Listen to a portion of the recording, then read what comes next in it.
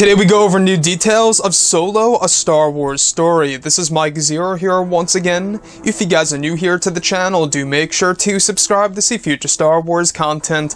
Now, with the Solo movie approaching for its release on May 25th, we will finally be able to see director Ron Howard's vision of a Star Wars story. So when we're looking at the Han Solo movie, we actually did learn a little bit more about what we can see and expect in this film by Ron Howard himself. So when it comes to all of the new different Stormtrooper variants, we did learn of more of the official names and descriptions of these guys, and one of them is actually called the Range Trooper. Now, they're very much like a Stormtrooper, however, they got more of the black lines on their helmets, and they actually use these really cool speeder bikes. Now, you guys may have noticed them in the official Solo trailer chasing both Kira and Han, which was a really cool sequence indeed. The other is a Mimban Trooper. Now, these actually really do mimic that of Captain Phasma, because the Mimban troopers wear black capes, and honestly, I have no reason to doubt here that maybe Captain Phasma's design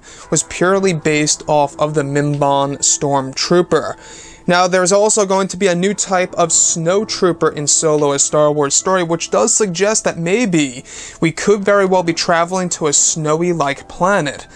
Now, lastly, there's a thing called a patrol trooper. Now, this is a type of stormtrooper that we don't quite know too much about. It's said that this stormtrooper will be placed on the planet of Corellia during the time of Han Solo on his home planet. So when we look at all of these different variants of these stormtroopers, they're really trying to introduce different types, as they did with Rogue One, a Star Wars story. A great example in that movie was, of course, the Shore Troopers, the Hover Tank Troopers, etc.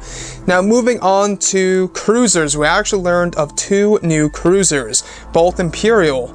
Now, one of them is called the Imperial Hauler. However, the Imperial Arrestor Cruiser is actually based off of the original concept by Colin Cantwell.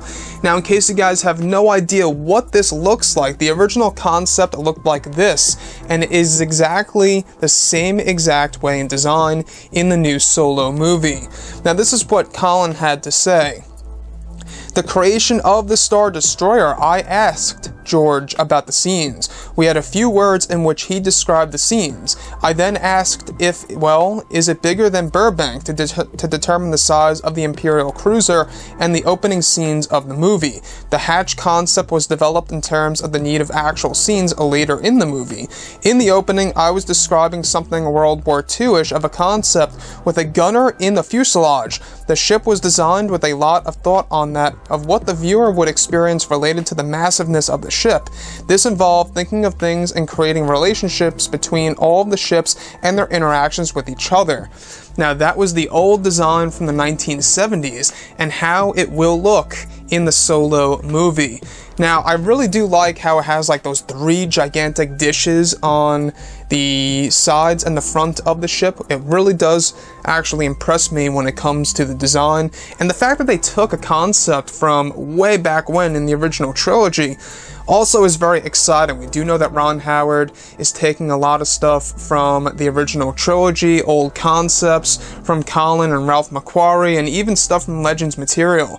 So guys, drop a comment below, let me know what you think about all of this in the comment section, and if you guys did enjoy the content for today, do make sure to drop a thumbs up on this video to support the channel. I thank you all so very much for the kind support, and I'll catch you guys next time.